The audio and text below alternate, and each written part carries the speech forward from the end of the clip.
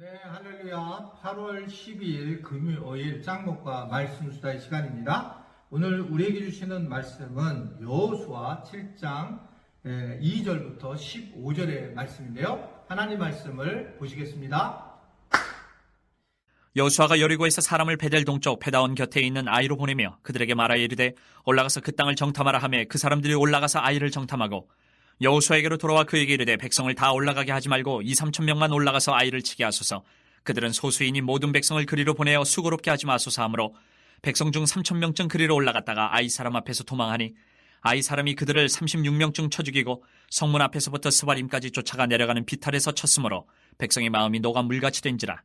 여호수아가 옷을 찢고 이스라엘 장로들과 함께 여호와의 궤 앞에서 땅에 엎드려 머리에 티끌을 뒤집어 쓰고 저물도록 있다가 이르되 슬프도소이다. 주 여호와여 어찌하여 이 백성을 인도하여 요단을 건너게 하시고 우리를 아모리 사람의 손에 넘겨 멸망시키려 하셨나이까. 우리가 요단 저쪽을 만족하게 여겨 거주하였다면 좋을 뻔하였나이다. 주여 이스라엘이 그의 원수들 앞에서 돌아섰으니 내가 무슨 말을 하오리까. 가나안 사람과 이 땅의 모든 사람들이 듣고 우리를 둘러싸고 우리 이름을 세상에서 끊으리니 주의 크신 이름을 위하여 어떻게 하시려 하나이까 하니 여호와께서 여호수아에게 이르시되 일어나라 어찌하여 이렇게 엎드렸느냐. 이스라엘이 범죄하여 내가 그들에게 명령한 나의 언약을 어겼으며 또한 그들이 온전히 바친 물건을 가져가고 도둑질하며 속이고 그것을 그들의 물건들 가운데 두었느니라. 그러므로 이스라엘 자손들이 그들의 원수 앞에 능히 맞서지 못하고 그 앞에서 돌아섰나니 이는 그들도 온전히 바친 것이 됨이라. 그 온전히 바친 물건을 너희 중에서 멸하지 아니하면 내가 다시는 너희와 함께 있지 아니하리라. 너는 일어나서 백성을 거룩하게 하여 이르기를 너희는 내일을 위하여 스스로 거룩하게 하라. 이스라엘의 하나님 여호와의 말씀에 이스라엘아 너희 가운데 온전히 바친 물건이 있나니 너희가 그 온전히 바친 물건을 너희 가운데서 제하기까지는 내 원수들 앞에 능히 맞서지 못하리라. 너희는 아침에 너희의 지파대로 가까이 나오라. 여호와께 뽑히는 그 지파는 그 족속대로 가까이 나올 것이요 여호와께 뽑히는 족속은 그 가족대로 가까이 나올 것이요 여호와께 뽑히는 그 가족은 그 남자들이 가까이 나올 것이며 온전히 바친 물건을 가진 자로 뽑힌 자를 불사르되 그와 그의 모든 소유를 그리하라. 이는 여호와의 언약을 어기고 이스라엘 가운데서 망령된 일을 행하였음이라 하셨다 하라. 네, 여리고의 전쟁에서 완벽한 승리를 이스라엘 백성들 하게 됩니다. 그리고 그 여리고 성과는 비교할 수 없는 아이성에 이제 결국은 정탐꾼을 보내게 되고, 그래서 대강 승리할 줄 알았는데 결국은 이 아이성의 싸움에서 이스라엘 백성들은 크게 전쟁에서 패하게 됩니다. 그렇기 때문에 이스라엘 백성들은 마음이 녹아 물같이 되었고 6절을 보면 이 문제가 심각해져서 여호수아가 옷을 찢고 이스라엘 장로들과 함께 여호와의 궤 앞에 땅에 엎드려 머리에 티끌을 뒤집어 쓰고 저물고 있다가 슬프다라고 하면서 아주 고통스러워하는 모습을 그대로 보여주게 됩니다. 왜냐하면 엄청난 승리를 했는데 아이성 앞에 가서 이 정말 오합지졸과 같은 모습을 하면서 너무나 속상한 마음을 그대로 표현하게 된 겁니다. 왜 그랬을까? 이것은 이미 알 거예요. 우리는 이제 이걸 알고 있는데 아간이 범죄를 합니다. 그 무슨 범죄입니까? 결국 이스라엘 백성들에게 하나님이 이것은 내 것인데 내 것을 취하지 말라라고 했는데 결국은 이것을 여리고 성에서 전쟁을 승리한 이후에 결국은 이 일을 하나님의 말씀을 우습게 생각하고 아간이 자기 것을 취하게 되죠. 그러자 비교할 수 없는 아이성과의 전투에서 결국 대패를 하게 됩니다. 사실은 자기 힘들로 자기들의 힘으로 이긴 것이 아니라 하나님께서 하셨다라고 하는 것을 이야기를 하는 거예요. 여기서 우리가 가장 크게 와닿는 부분은 이 아간의 한 사람의 범죄가 이스라엘 전체 공동체에 영향력을 미치고 있다라고 하는 겁니다. 하나님의 말씀으로 똘똘 뭉쳤죠, 이들이요. 그리고 우리가 실제로 우리는 범죄를 저지르지 않고 그대로 하나님을 향해서 간다. 하나님의 것이다 라고 선언했는데 한 사람의 이러한 모습이 공동체 전체를 깨뜨리는 모습을 보게 되는 것을 볼 수가 있습니다. 제가 이렇게 외국에 나와서 각 교회들을 이렇게 살펴보게 될 기회가 있었는데 교회들이 대부분 많이 갈라지는 거예요. 그 이유를 보게 되면 거의 한 사람 때문에 그렇습니다. 한 사람이 공동체를 파괴시키는 거예요. 한 사람이 자기가 교회를 세우면 그 교회를 세운 것을 목사님을 좌지우지하려고 해요. 자기 방식대로 목사님을 갖다가 하려고 하다가 결국 부딪히게 되면서 교회가 갈라지게 되고 그런 모습을 너무 많이 보는 겁니다. 물론 목사님이 잘못하는 경우도 있지만 대체적으로는 이 부분에서 부딪힘이 있는 걸 제가 이렇게 보게 됩니다. 사실은 이 한 사람이 교회 공동체를 계속 만나게 돼가지고 부정적인 얘기를 하는 거예요.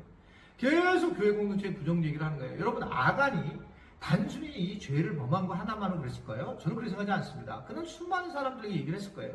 계속 이거 뭐 우리가 좀 이 정도 가지면 안 되냐? 우리가 노력했는데, 우리가 애를 썼는데, 우리가 이렇게 뭔가 사람들도 우리가 물리쳤는데, 이런 얘기를 했을 거예요.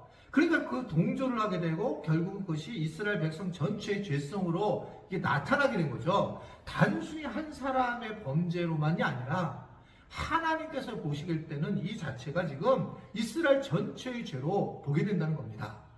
우리 교회도 마찬가지예요. 한 사람이 충분히 교회를 흔들 수 있어요. 여러분, 그거는 이 말씀 수다를 들은 당신이 될 수도 있어요. 당신이. 내가 될 수 있다는 거예요. 설마. 그런데 충분히 그럴 수 있습니다.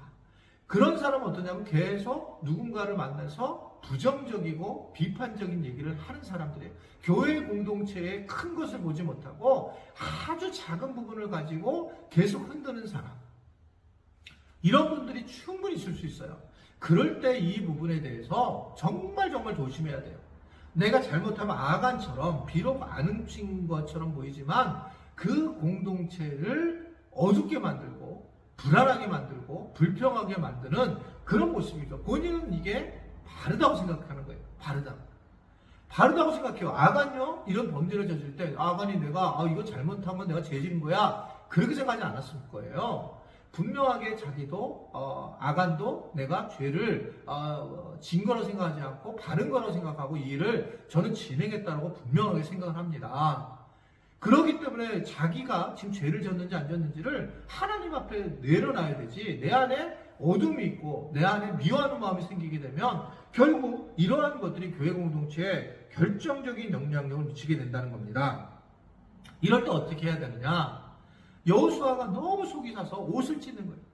저도 이런 경험이 있었어요. 그냥 진짜 어떻게 해야 될지 막 내 영혼을 찢고 내가 회개의 자리에 쓸 때가 사실은 굉장히 많이 있었습니다.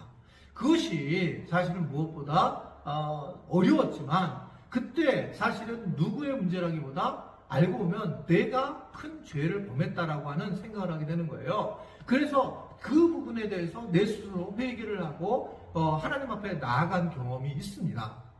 마치 지금 여호수아가 그랬던 거예요. 자기가 회개를 하는 거예요. 그리고 진심으로 회개해서 긍휼을 요구한다는 거죠. 그리고 하나님은 놀랍게도 그랬을 때에 진실로 회개하는 자에게 일어나라고 말하고 있는 것입니다. 왜냐하면 죄책감에는 사로잡히지 말라는 겁니다. 하나님께서는 계속 죄책감에 사로잡히지 말고 회개하기를 원하시는 것이지 그거를 끝까지 가지고 가는 거라고 하는 것이 아닙니다. 혹시 이런 말씀을 들으면 누가 그런 거야? 그 사람 또 본인이라면 이거 나 때문에 그런 건데 내가 이거 진짜 너무 이런 마음을 가질 텐데 그게 아니라 회개하라는 거예요.